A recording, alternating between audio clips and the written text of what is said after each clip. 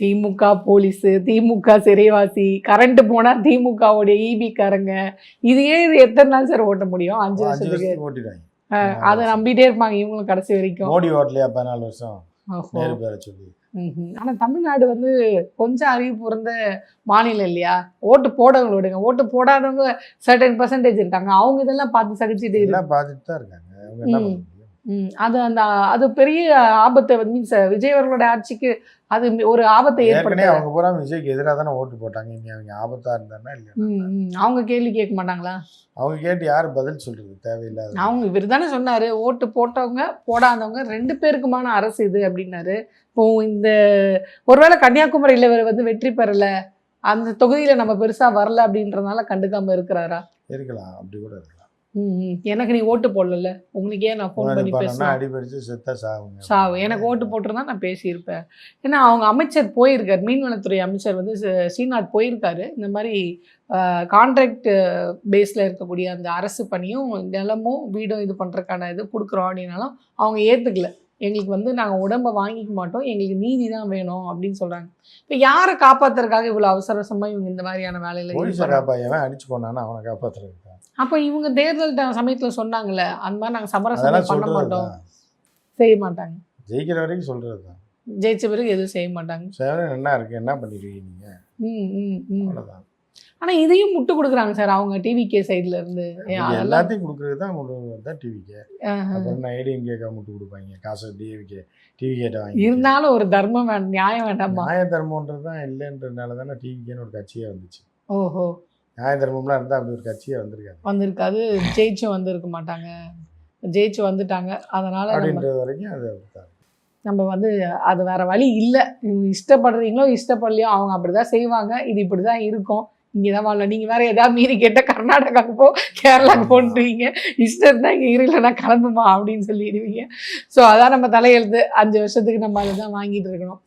இப்போ இவர் ஆட்சிக்கு வந்த உடனே எதுவுமே செய்ய மாட்டாங்க தெரிஞ்சது தான் அப்படின்னீங்க. ஆனால் சொன்னதையும் விட வேற ஒன்று செஞ்சுட்டு இருக்காங்களே சார். இவர் வந்து மதுவை ஒழிக்க போகிறேன்னாரு, சரி மொத்தமாக ஒழிக்கல, ஓரளவுக்கு மூடினீங்க அப்படின்னு நினச்சோம்.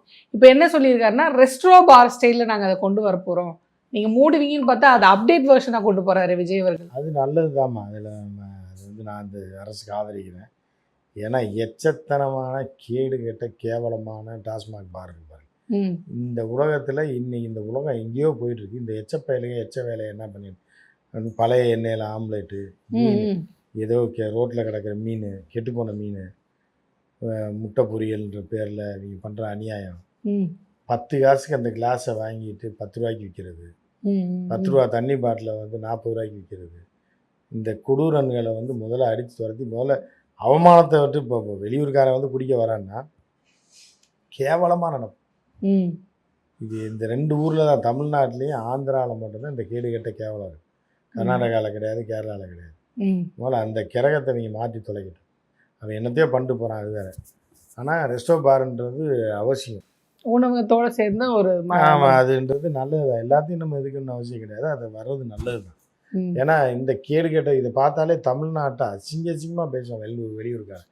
இலங்கையிலலாம் போய் இங்கே வந்துட்டு போகிறவனை கேட்டோன்னா, மனுஷனை நீங்கள் கண்ட இடத்துலலாம் எச்சியை தூக்கி வச்சுக்கிட்டு, ஐயோ ரொம்ப கேவலமாக இருக்கும் இந்த டாஸ்மாக் பாருன்றது. இது எவனுமே எந்த ஆட்சியும் வந்தவனும் சரி பண்ணல, திமுகவும் சரி பண்ணல, அதிமுகவும் சரி பண்ணல. இந்த ரெஸ்டோ பார் அப்படின்றது வந்து எல்லா ஊர்லேயும் இப்போ பெங்களூரில் எடுத்துக்கிட்டிங்கன்னா பப்பு இருக்கும், பார் இருக்கும், டீசெண்டாக இருக்கும். அதுக்கு ஒரு ரேட்டு போடுவான் ஏசிஸில். இங்கே தான் இந்த கேடு கட்டவனுங்க தான் வந்து கொள்ளையடிக்கிறதுல எந்தெந்த வகையிலலாம் கொள்ளையடிக்க முடியுமோ அந்தந்த வகையிலலாம் டாஸ்மாக் பாருன்ற ஒரு லைசன்ஸ் எடுத்து வச்சுக்கிட்டு இவங்க வந்து என்னென்னா பல லட்சம் ரூபா சம்பாதிச்சிடும். டாஸ்மாக் பாரில் என்ன, ஒரு ஆம்ல ஒரு முட்டை எவ்வளவோ 7 ரூபா. அது என்ன தான் எண்ணெயில் பொறிச்சாலும் 15 ரூபாய்க்கு மேலே வாங்க முடியாது. 20 ரூபா வைங்க, 30 ரூபா. அது என்ன பண்ணுவாங்கன்னா திருட்டு நாய்ங்க வந்து என்னென்னா 2 முட்டையை போட்டு 3 ஆம்லேட்டாக போட்டுருவாங்க. 1 30 90 ரூபா. அதாவது 10 ரூபா முட்டையை 90 ரூபாய்க்கு விற்கிற ஒரே ஆளுங்க தான் தமிழ்நாட்டில் தான் இந்த டாஸ்மாக் பாரில்.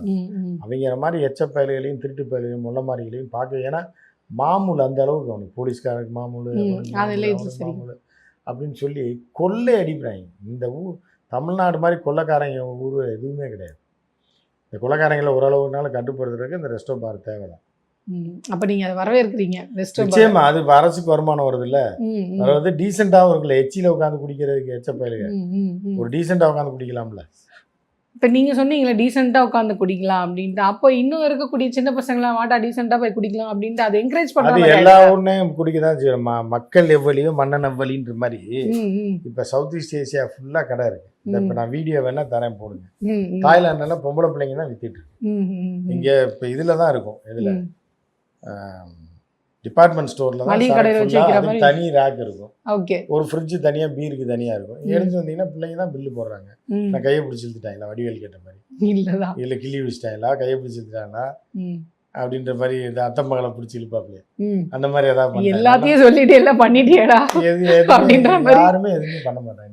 வாங்கிட்டு போவாங்க, பிள்ளைங்க எடுத்து கொடுப்பாங்க, ஸ்கேன் பண்ணி பில்லு போடுறாங்க. அந்த பிள்ளை எல்லாம் இதாக போச்சு. இங்கே தான் அந்த கேடு கிட்டத்தனம் புறானது. ஆமாம். ஸோ வந்து இந்த மனிதர்கள் சரியில்லை, இந்த மக்கள் சரியில்லை. இவன் திருந்தினானா எல்லாருமே திருந்திடுவாங்க. நீ அரசாங்கத்தை மட்டுமே எல்லாத்துக்குமே குறை சொல்ல முடியாது. மக்கள் கேடு கெட்ட மக்களாக இருக்கிற வரைக்கும் அப்படித்தான். 50 நாளும் பாருங்க, அவ்வளோ நாள் கட்சி நடத்தினது. நீங்கள் கொள்ளியும் பார்க்க வேணாம், ஊரையும் பார்க்க வேணாம், எல்லாம் நாசமாக போய் கொண்டு போய் எல்லாத்தையும் அடைய வச்சிட்டீங்க. அப்புறம் இன்னி என்ன உங்களுக்கு கொள்கை வேண்டி கிடக்கு? அது இருக்கிறது நானும் மினிஸ்டர் ஆகி 2 பேர் அனுபவிக்கிற வெளியே பாருங்க. ஏதாவது முடிஞ்ச நல்லதை செஞ்சுட்டு கடைசி காலத்தில் தாவேக்கா கூட சேர்ந்தாலும் ஏதாவது முடிஞ்ச நல்லது செய்ய முடியும். ஆமா, ஆட்சியில் பங்கெடுத்தா செய்யலாம்ல. ஆட்சியில் பங்கெடுத்தவங்க என்ன நல்லது செஞ்சாங்க? செய்யலாம்ல. இவங்களுக்கு தெரியும்ல, அவங்களுக்கு தான் தெரியாது, இவங்களுக்கு தெரியாது. வன்னியரசு அவங்களுடைய ஆட்சியில் வந்து பங்கெடுத்திருக்காரு. வன்னியரசு இருக்காங்க, வன்னியரசுலாம் மனிதர்கள் மாணிக்கம். இல்ல, அவர் என்ன நல்லது பண்ணாரு? பண்ணிட்டு இருக்காருமா, அவர் வீட்டில் பண்ணிட்டு இருக்காரு. இல்ல, சமூதாயத்துக்கு என்ன பண்ணுவார்? இனிமே முதல்ல வீட்டுக்கு பண்ணிட்டு அப்புறமா சமுதாயத்துக்கு. தூங்கி எதிர்ச்சிங்கன்னா வீட்டில் தானே குளிச்சு கிழிச்சு எல்லா ட்ரெஸ் எல்லாம் மாற்றிட்டு தானே சமூகத்துக்கு வர முடியும். ரெடி பண்ணிட்டு இருக்காரு. குடும்பத்துக்கு ஃபர்ஸ்ட் ரெடி பண்ணிட்டாருன்னா அவர் குடும்பம் அதாக இருக்கும். அதுக்கப்புறம் அந்த சமூகம், அதுக்கப்புறம் பொதுநலம், அப்புறம் பிற மதம், ஜாதி, இதெல்லாம் செஞ்சு முடிக்கிறதுக்குள்ள 5 வருஷம் முடிஞ்சிடும். அதுக்கப்புறம் திருப்பி ஆவார், வாய்ப்பு கேட்பாங்க. இப்போதாங்க இந்த முதல் படிநிலையில் இருக்கோம், அடுத்த படிநிலையில் போனால் அடுத்த சமுதாயத்துக்கு செய்யணும். அதற்கான வாய்ப்பு வந்து நீங்கள் அடுத்த 5 வருஷம் கொடுத்தீங்கன்னா நாங்கள் செய்வோம் அப்படின்ற மாதிரி வந்து நிற்பாங்க. தான் பண்ணுவாங்க. ஓஹோ. ஸோ ஏன்னா நான் ஏன் வந்து கேட்குறேன்னா, என்ன நல்லது செஞ்சாங்க அப்படின்னு நான் ஏன் கேட்குறேன்னா, இவர் வந்து விஜய் அவர்கள் வந்து எலெக்ஷன் டைம்ல சொல்ற நாள் வந்து வேகாத கறியை போட்டிருக்காங்க மாட்டு பிரியாணியில். ஐயோ, எந்த இதில் பல இடங்களில் கடைகளில் தான் வேக வைக்கிறது இல்லை, சரியாக போடுறது இல்லை, பிரியாணியில் கறி வேகிறது இல்லை. அதெல்லாம் இப்போ தான் கண்டுபிடிச்சிருக்காரு. யார்? நம்ம இவர் அமைச்சர் வன்னியரசு அவர்கள். இப்போ தான் அதே கண்டு. அப்போ எவ்வளோ துரோகம் பாருங்கள். எவ்வளோ மக்கள் போய் சாப்பிட்டு வேகாத கறியை சாப்பிட்டு கூட காசு கொடுத்து ரேட்டு கொடுத்து அது எல்லாத்தையும் இப்போ தான் கொஞ்சம் கொஞ்சமாக போராடு. உணவுலேருந்து சரி பண்ணுறாரு. கறி வேகிறதுலேருந்து இப்போ தான் இறங்கியிருக்காரு. இன்னும் போக போக எந்தெந்த கடையில் கறி வேகலை, எவ்வளோ ரேட்டு கூட, என்னென்ன தரமான கறி தான் வந்து மாட்டுக்கறி எப்படி போடுறாங்க, அது எங்கேருந்து வருது, இது எல்லாத்தையும் சரி பண்ணிட்டு தான் எல்லாத்தையும் சரி பண்ணுவார்.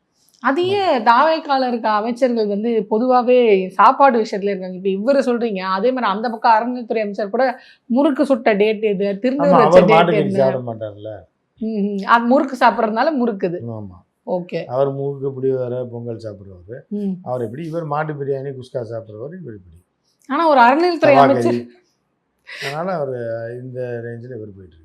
ஆனால் ஒரு அறநிலைத்துறை அமைச்சருடைய வேலை என்னவோ அதை கோட்டை விடுறாரு. இப்போ 100 கோடி சொத்து வந்து 3 கோடிக்கு ஆகி இந்த பக்கம் திரும்பும்போது எவனா தெரியாதனமா ரெஜிஸ்டர் பண்ணிருக்காரு. அப்போ ரெஜிஸ்டாரை வந்து நீங்கள் வந்து பதவி விடுத்துக்குவீங்க, ஓகே. அந்த வாங்கினவங்க வித்தவங்க 2 பேரும் இன்னைக்கு தலைமுறை தெரியாம தானே வாங்குறாங்க. இல்ல, ஏன் தலைமுறை ஆகணும்? தெரியாம வாங்கினாங்க, ஏன் தலைமுறை ஆகணும்? போலீஸ் தேடின தலைமுறை தான். தெரியாம பண்ணவரை பதவியில இருந்து ராஜினாமா பண்ண மாதிரி தெரியாம நாங்க வாங்கிட்டோம், மன்னிச்சு விட்டுலாமே. போலீஸ் தேடும் போது அது லீகலா தானே பண்ண முடியும். போலீஸ் பிடிச்சி அவர் அப்பாவிகளை பிடிச்சி உள்ள வச்சு அடிச்சிச்சுன்னா என்ன பண்றது? லாக்அப் டெத் ஆயிரும்ல. அது யானை டெத்துக்கே இவங்க ஒண்ணு பண்ணல. அதுதான் மாட்டாதவன் தப்பிப்பான், அவன் மாட்டினான். உங்ககிட்ட சிக்கி தான் செய்ய முடியும். அதான் இவங்க 2 பேரும் எஸ்கேப் ஆயிட்டாங்க. இடத்த சொல்லியிருப்பாங்க, ஐயா தப்பான இடத்த விற்கிற, தப்பான இடத்த வாங்குறேன்னொடனே சரி 2 பேரும் சேர்ந்து தாய்லாண்டுக்கு ஓடி போயிடுவோம்னு ஓடி போயிருப்பாங்க. குறிப்பா தாய்லாண்டுக்கு தான் போகணும். அது ஆனரேவல் விசா. அதுதான்.